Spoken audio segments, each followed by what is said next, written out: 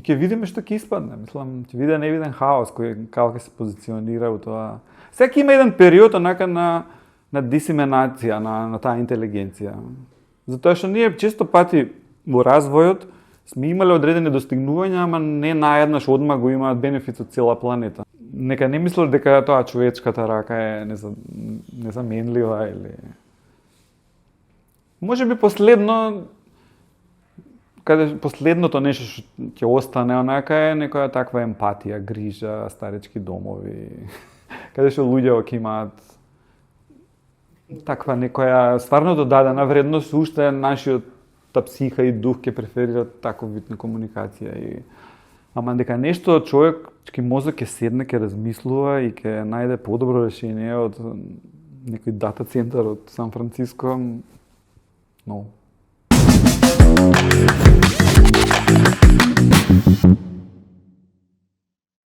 Почна на ПМФ, докторираше, работеше на Google, продаваше на финки, а паралелно со тоа градеше и управуваше медиумска платформа.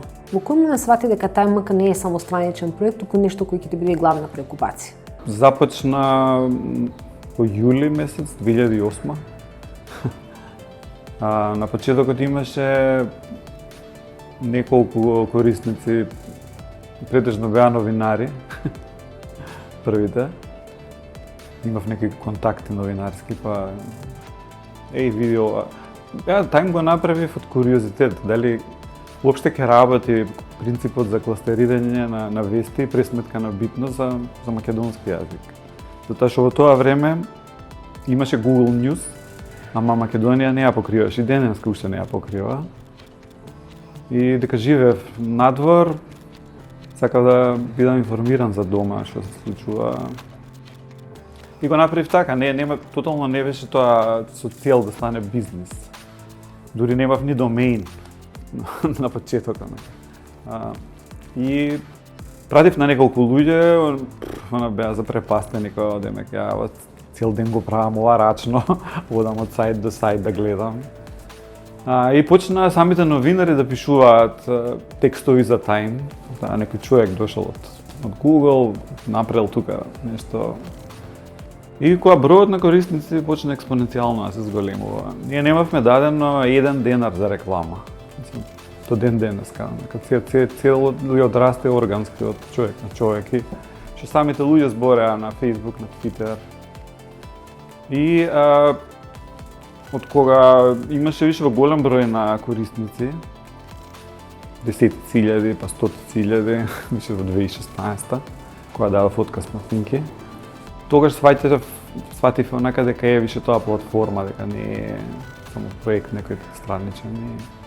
Кога веќе мораше вниманието да се подели, зашто од секогаш на факултетот што додека бев студент, не сакав професори кај што се осеќаше дека главниот фокус им е на друго место, не се тука за академската работа и за студентите, туку го користат само како некој беч за добивање на проекти, на дворешни за нивните бизнеси. Тие ми беа најнеомилени, имаше. И полека осетив дека станувам таков, дека више ми е нешто побитно што го правам надвор од факултетот и решив онака целата енергија да ја насочам на него. Осетив и дека и поголемо влијание некако правам, нешто. Чувството дека секој са бајле 100,000 луѓе доаѓа да видат нешто што ти си го направил. Ти си ја направил машинеријата и она не дека ти си ги одбрал вестите. Така е, дава мотивација да даеш повеќе, да е све подобро и подобро, нови сервиси да се развиваат и така започна. Академската работа и предприемачкото мислење честопати се во тензија. Едното бара трпение и сумнеш, а другото бара одлучност и брзина. Што доминира кај тебе кога носиш одлуки за TimeMaker? Значи, голем дел од TimeMaker е наука. Мислам, повеќе беше, да речеме, признаена како тешка наука. Порано денеска многу лесно можеш релативно да го направиш Time. Значи, каде што треба да правиш развој на нови алгоритми, нови пристапи, нов начин за како ги прави нештата што ги прави Time, тука пристапуваш на тоа академски, со правење тестови, со покривање на тие да се викаат edge cases, на специјални случаи како ќе се однесува системот. Поголема трпеливост, треба и време. А доколку оние делови каде што треба да се донесе експресна одлука моментално, или зашто да се воведе како нов фичер, а после развојот ќе иде академски, ама одлуката за што да донесеш треба да размислуваш пазарно и предприемачки, да видиш дали е тоа корисно, евентуално и да пуштиш некоја верзија, да видиш како ќе резонира со читателите, колку ќе го користат, па да знаеш дали ќе да стиснеш да го доразвиваш нештото. Така што за некои делови е бизнес ориентет, на некои строго академски. TimeMaka постои од 2008 година, пред ChatGPT, пред јазичните модели и пред V. Уште тогаш работевте на алгоритми за класификација и обработка на текстови. Денес се чини дека светот ве стигна. Дали ви изненади брзината со која се менува парадигмата? Да, но за одредени аспекти за што ги прави сајтот, да, не стигна многу лесно. Можеш денеска да направиш приближна копија на Time, но сепак главниот дел на сајтот е нешто што не може и денеска мислам лесно да се репродуцира, а тоа е рангирањето на како да одредиш која тема на кое место ќе се стави и зашто е тешка репродуктибилноста, некој да го реплицира Time, е затоа што голем дел од звуките што ги носи алгоритмот сајтот се заснуваат на голем број на статистики што ги следиме долго време. Врз база на тоа кој е авторитетен извор, колку пати го копирале, кој го копирал, у кое време, дали покривал ги сите теми што биле битни во минатото, дали и тој медиум пишувал за тоа или цензурирал. Има голем број на такви сигнали кои што дури да ги знаеш кои се, треба време за да се пресметаат. Што тие се врз база на месеци, некои си врз база на години статистики. И така да дури ти да во моментот го имаш скроз целиот source code, што се случи еднаш ни го украдоа. Имавме глуп security bug, да ни влегоа во системот и го земаа source code, ама базата ја оставиле. Не го земале тоа. Голем дел од интелигенцијата се базира врз базата и они се многу симбиотата едни со други. Така што дури некој да има многу брилјантна идеја денеска, тешко е да го репродуцираш врз база на тоа знаење што го има акумулирано Time врз години назад. Неодамна додадовте функција за разговор со ви директно на сајтот преку Google AI. Зошто токму Google AI наспроти другите опции како OpenAI, Anthropic, Meta? Првично затоа што веќе имаме разработен, да речеме, канал со користење на API, тоа се вика со сервисите на Google за сумаризацијата. Први не имавме, ова со прашањето од послем дојде.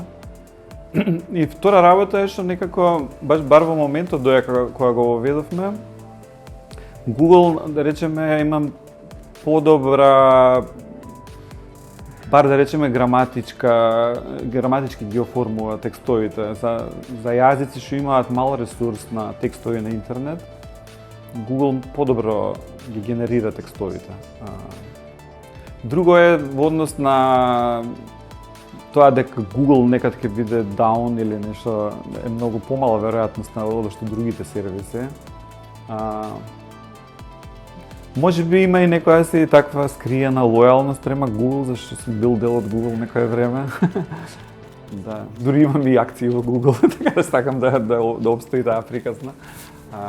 Така што мислам дека добро ќе работи и со другите, нема да биде нешто драстично, поразлично, но поради комотноста со работење со сервисите на Google го одбравме тоа. Како ја балансирате потребата од квалитетна селекција со ризикот да се пообуштат помали, но релевантно еднакви гласови? Порано беше 300.000, па 100.000, па немаше, па имаше, се менуваше.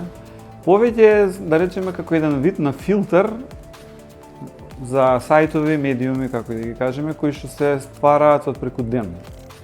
Знаеш, као идат избори, например, еве, и пред изборите се формираат сајтови и пуштаат барања да бидат вклучени на Time.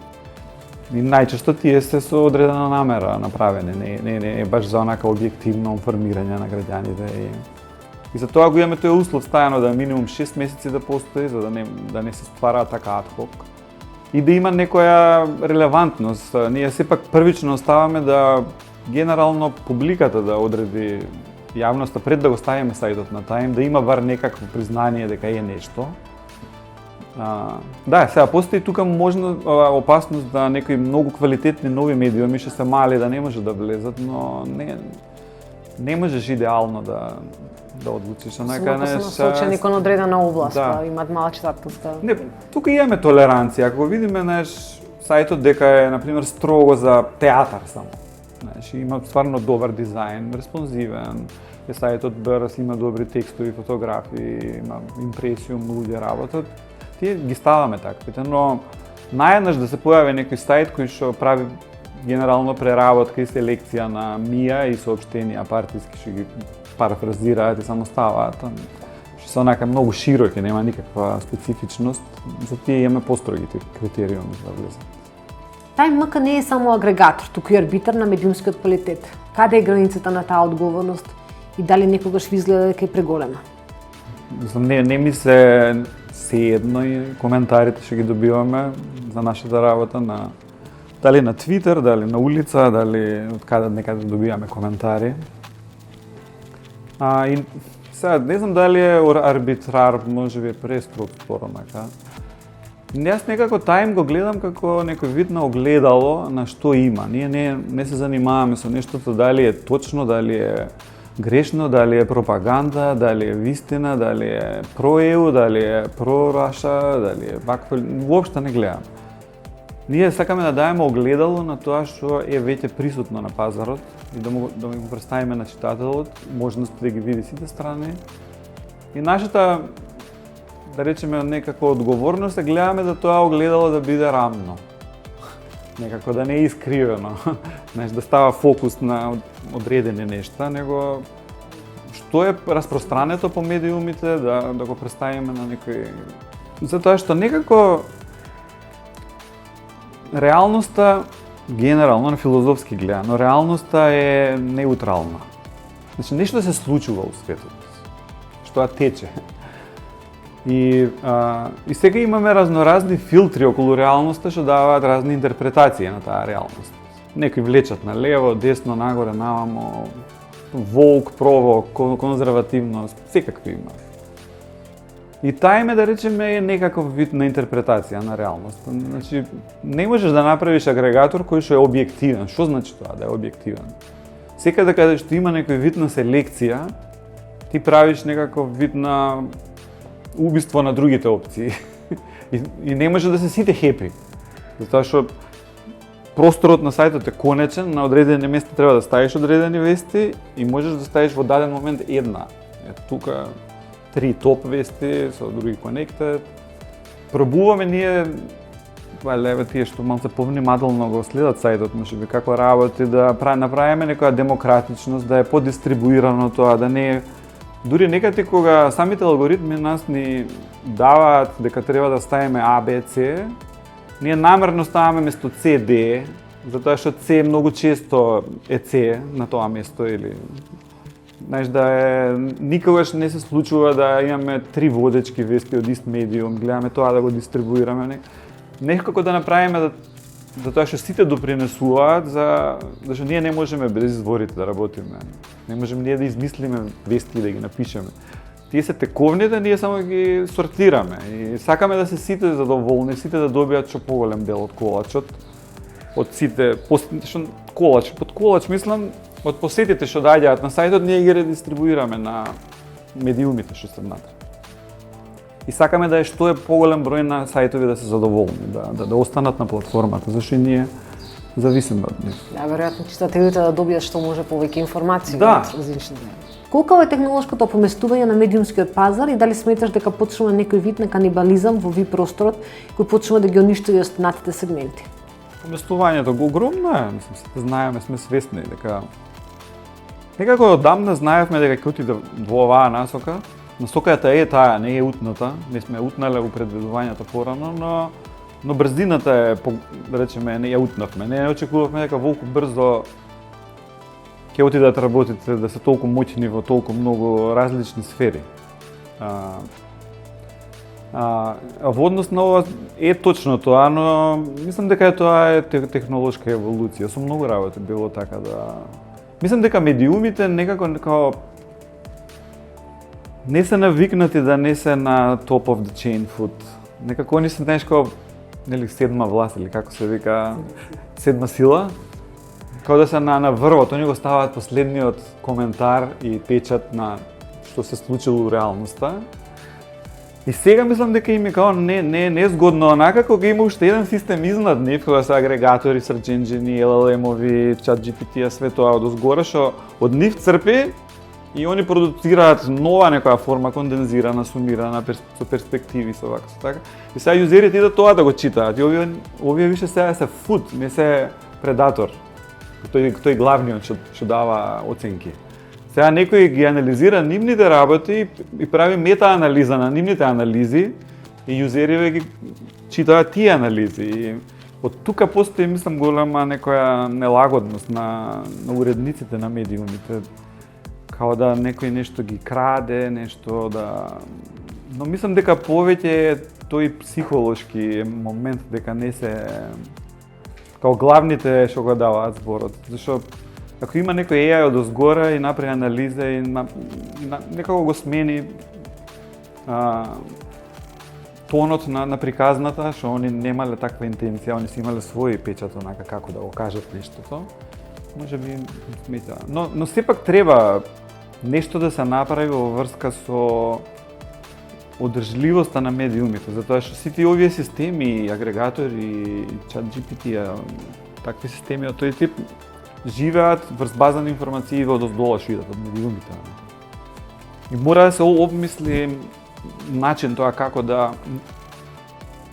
Ние, например, ако го гледаш ти Time, ние сме добре во однос на што ги чека медиумиве класични. Онака, ние им даваме реален трафик, реални линкови, реално поврзување, засилување на Google Page indexing, заради дека има на Time имаат линкови нека нив. Од Gemini, од ChatGPT што добиваат? Скоро ништо. Кој го користи? Мислам, 1% од луѓето кој search engine го користат ChatGPT, па да ми дае линкови, па да кликнам, он ти го дава одма резултатот, не добива ни тронка самиот медиум, онака. Мислам дека таму е многу пати поголема опасност.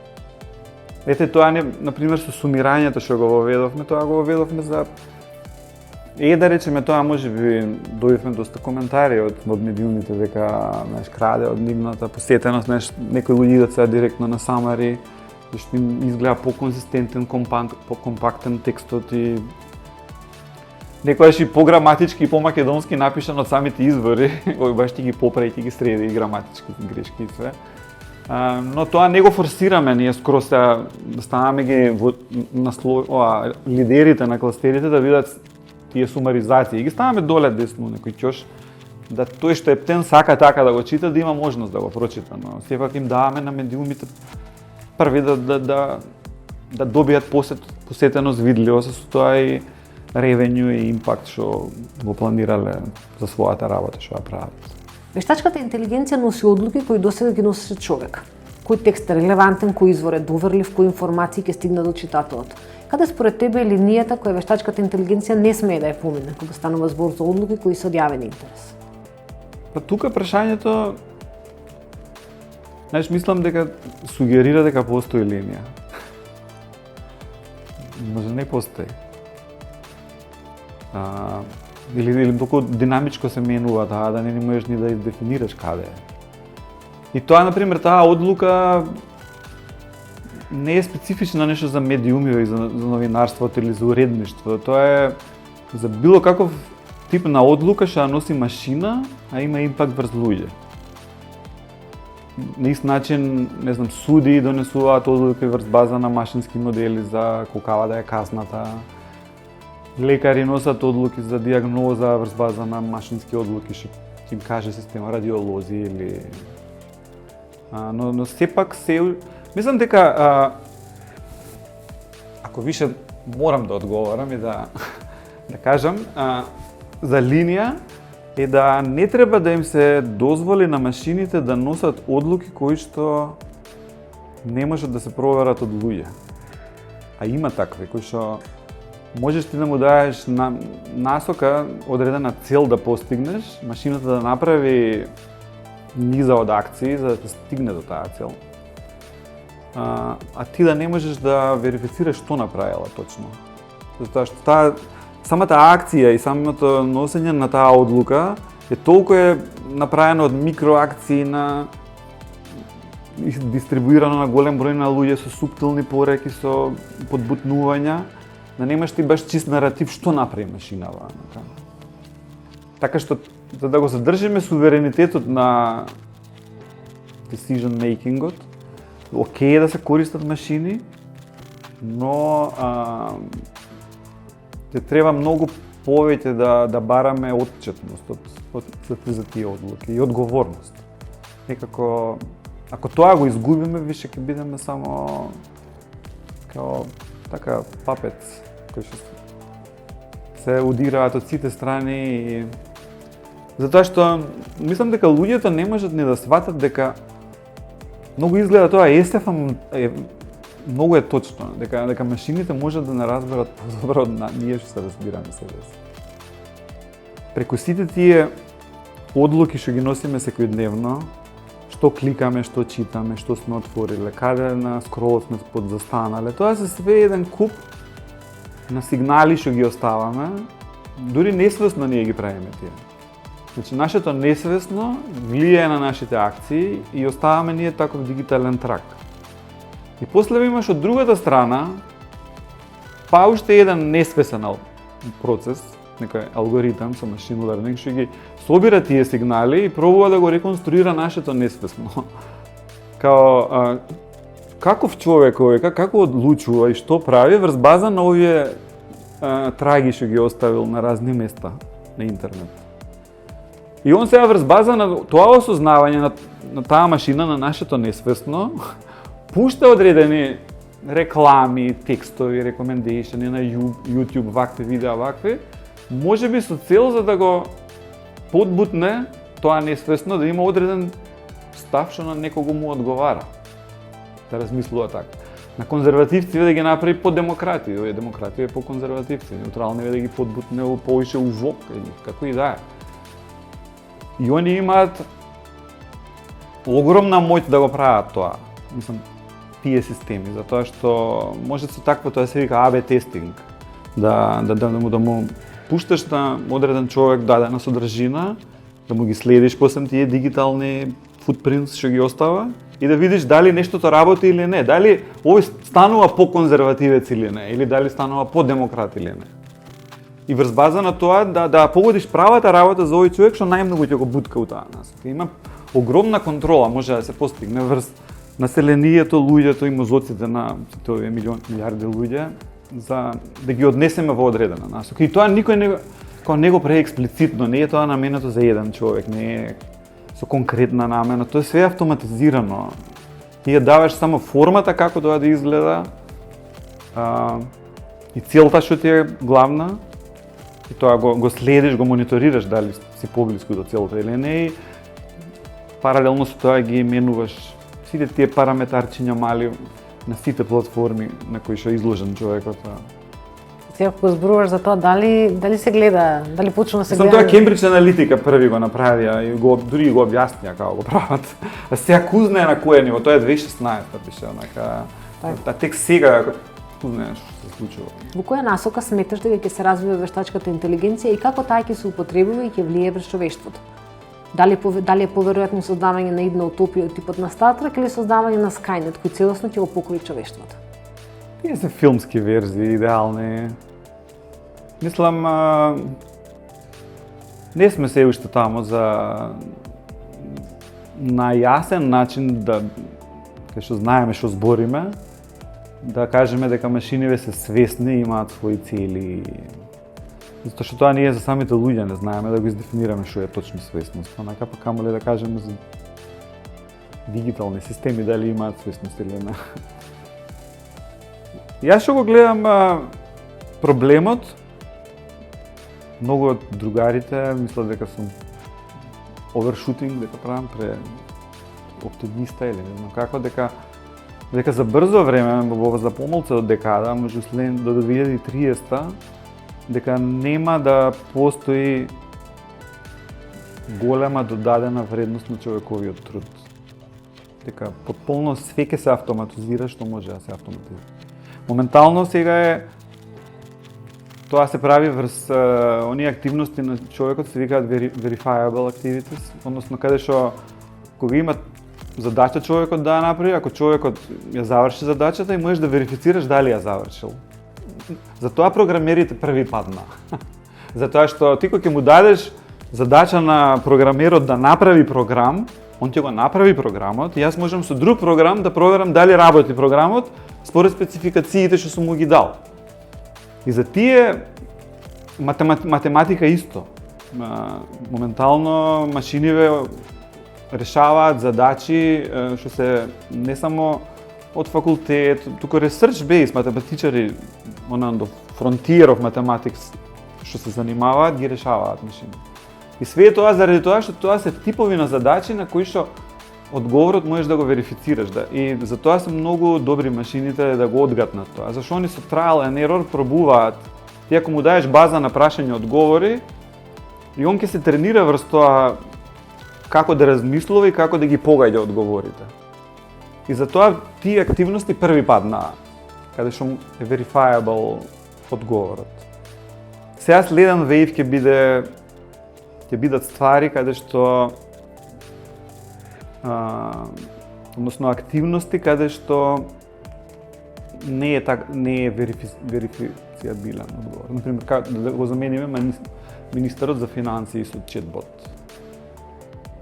Тама не е толку едноставно, онака да сите одлуки што ќе ги донесе, да некој бот министер, дали се тие точни или не, дали тоа така се прави или не, малце по...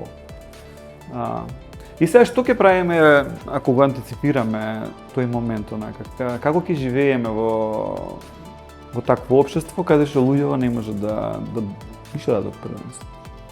Мислам дека ќе настане голема идентитетска криза. Мислам, ова со идентитетов со Бугариве и со тоа мачија кашлица ќе биде во однос на тоа што следи. Затоа што голем дел од идентитетот на луѓето е во однос на тоа што го прават. Значи, некој каже, јас сум лекар, вика. Јас сум новинар.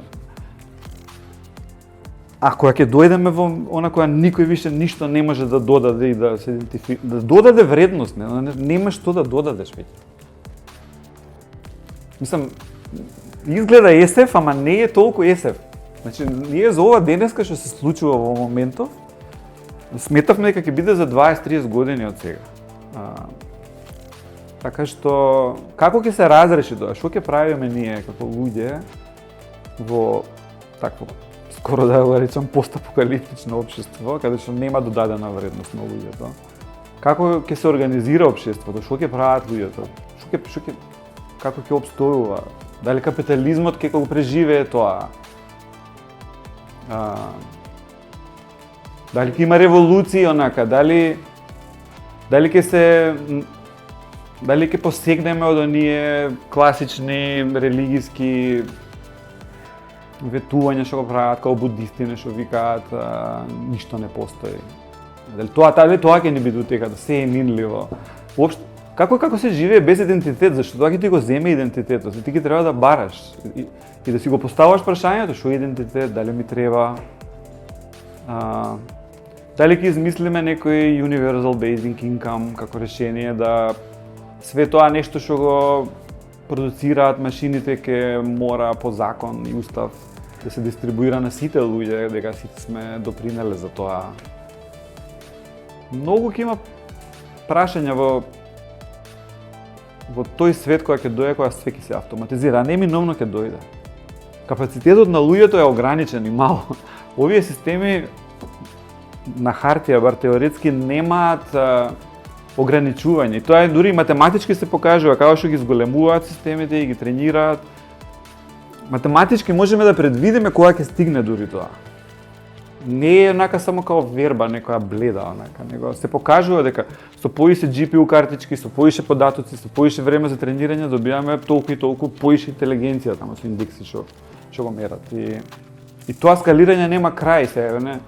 Планираат до тоа да више проблемот е и струјата за овие системи, па планираат у вселена да градат дата центри, зашто подобро е ладење и енергија да правиш таму.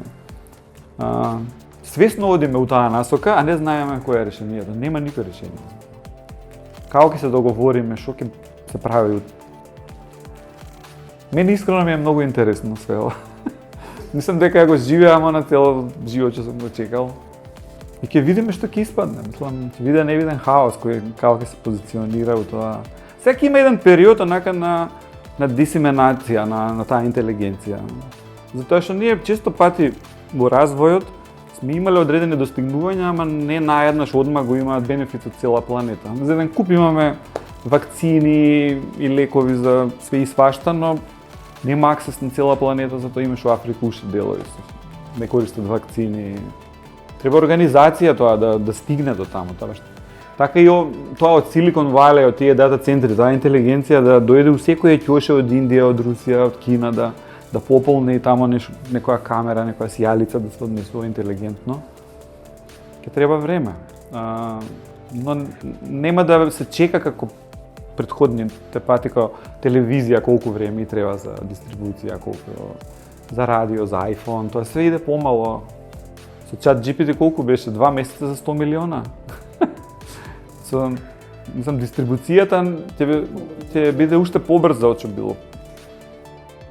Така што дури ни овие нашиве мајстори тука што станаа богови, тука сите мајстори бега у Германија да работат, што не можеш сега да ги најдеш и цените се пута 10, и тие ќе бидат загрозени кога некоја фирма дека ќе увезе 3000 роботи што малтерисуваат и што лепат плочки. Нека не мислат дека тоа човечката рака е незаменлива или... Можеби последното нешто што ќе остане онака е некоја таква емпатија, грижа, старечки домови, каде што луѓе ќе имаат таква некоја стварно додадена вредност, уште нашиот психа и дух ќе преферираат таков вид на комуникација. Ама дека нешто човечки мозок ќе седне, ќе размислува и ќе најде подобро решение од некој дата центар од Сан Франциско, но